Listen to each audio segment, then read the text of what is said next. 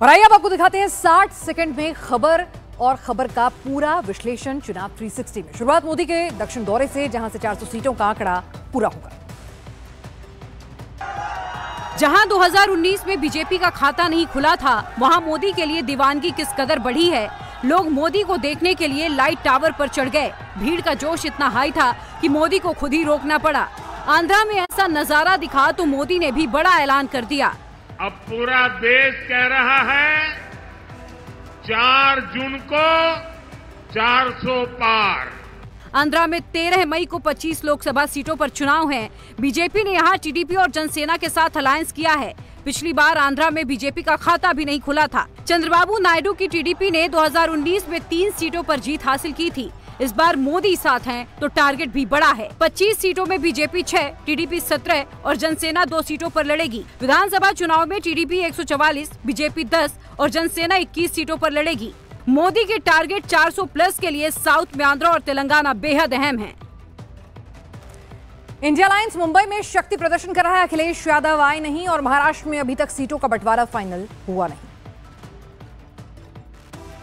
मुंबई में इंडी गठबंधन शक्ति प्रदर्शन कर रहा है। पक्ष के सारे बड़े नेता मौजूद हैं। शिवाजी पार्क में सभा से पहले राहुल और प्रियंका ने मणि भवन से अगस्त क्रांति तक पदयात्रा की और 63 दिनों तक चले यात्रा का समापन किया। चुनाव को लेकर जो तैयारियां हैं वो एक शक्ति प्रदर्शन के तौर पर पूरी तरह से दिखाई जाए। और चुनाव तारीखों के ऐलान के बाद पहली तस्वीर है जब राहुल गांधी की जो पैदल यात्रा है वो मुंबई में निकाली जा रही है। इंडी गठबंधन की ये दूसरी बड़ी रैली है। रैली मुंबई में है, लेकिन महाराष्ट्र में इंडिया अलायंस की सीट शेयरिंग फाइनल नहीं हुई है। महाविकास अघाड़ी ने एक भी सीट पर उम्मीदवार घोषित नहीं किया है। उद्धव, राहुल, शरद और प्रकाश अम्बेडकर के बीच डील होनी है। सोर्सेज के मुताबिक 48 में 9 सीटों का पेच अभी भी फंसा हुआ है। प्रकाश अम्बेडकर को 4 सीट का ऑफर मंजूर नहीं है। मैं समझता हूँ हमारे ओर से जो सीट शेयरिंग की घोषणा करनी है वो अगले 2-3 दिन में की जाएगी। महाराष्ट्र में 5 चरणों में लोकसभा के चुनाव होंगे। कोर्ट से केजरीवाल को राहत जरूर मिली, लेकिन ईडी ने आज अरविंद केजरीवाल को 2 समन भेज दिए। केजरीवाल की मुश्किलें अब डबल हो गई हैं।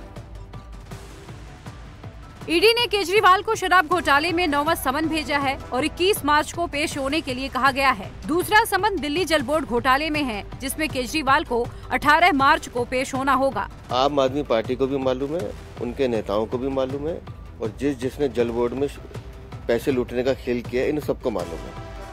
जल बोर्ड का घोटाला शराब घोटाले से बड़ा घोटाला है। सिर्फ एक चीज से मतलब है कि किसी न किसी तरीके से चुनाव से पहले अरविंद केजरीवाल को जेल में डाल दो। बीजेपी का दावा है कि दिल्ली जल बोर्ड में करीब 500 करोड़ रुपए का घोटाला हुआ है। आरोप है कि दिल्ली जल बोर्ड में कई कामों के लिए ऐसी कंपनियों को ठेका दिया गया जो इसके योग्य ही नहीं थी। इस मामले में दिल्ली जल बोर्ड के पूर्व चीफ इंजीनियर जगदीश कुमार अरोड़ा और एक ठेकेदार की गिरफ्तारी पहले ही हो चुकी है। ईडी ने कुछ दिन पहले ही केजरीवाल के निजी सचिव विभव कुमार के घर पर रेड मारी थी। अखिलेश ने आजमगढ़ से धर्मेंद्र यादव के नाम का ऐलान किया। इस ऐलान के साथ परिवारवाद के पेंच में अखिलेश फंस गए।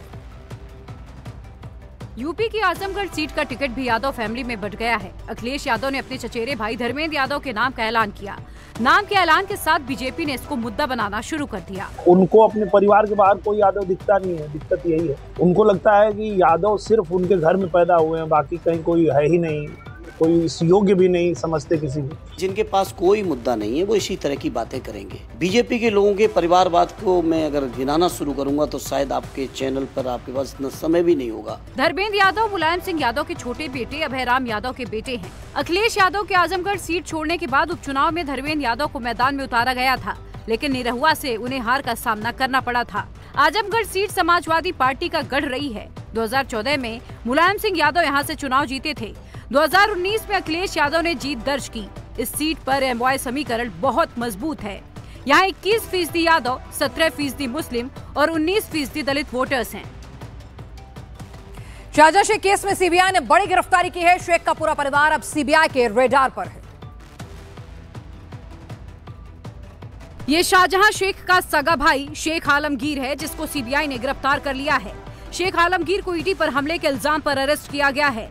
आलमगीर से अब सीबीआई पूछताछ करेगी। आलमगीर संदेश खाली में ही शाहजहां के साथ रहता है। शाहजहां के गैर कानूनी धंधों से जुड़ा हुआ है।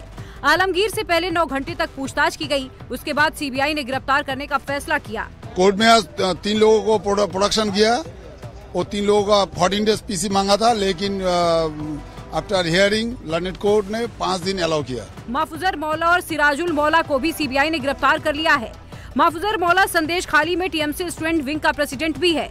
सिराजुल मौला संदेश खाली का एक लोकल निवासी है। शाहजहां शेख बंगाल में चुनाव का सबसे बड़ा मुद्दा बन चुका है। बीजेपी ने संदेश खाली पीड़ितों के लिए कैंप लगाए हैं ताकि लोग खुलकर अपनी शिकायत दे सके। लोग अब खुलकर शाहजहां ममता सरकार के खिलाफ अपना गुस्सा जाहिर कर रहे हैं।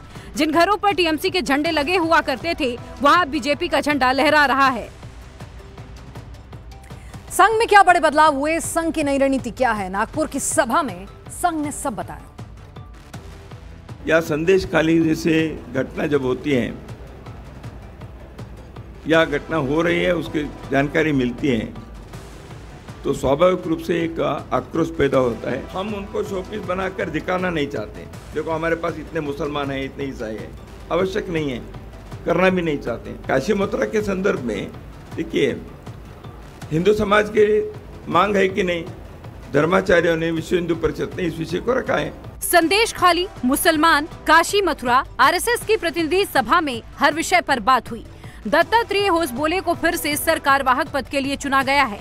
दत्तात्रेय होसबोले अब 2027 तक सरकारवाह पद पर बने रहेंगे। हर साल संघ की प्रतिनिधि सभा होती है। इस बार 6 साल बाद संघ के मुख्यालय में नागपुर में ये सभा आयोजित हुई थी। इस बार 6 साल बाद संघ के मुख्यालय में नागपुर में ये सभा हुई। इस बैठक में संघ से जुड़े 1500 प्रतिनिधियों ने हिस्सा लिया।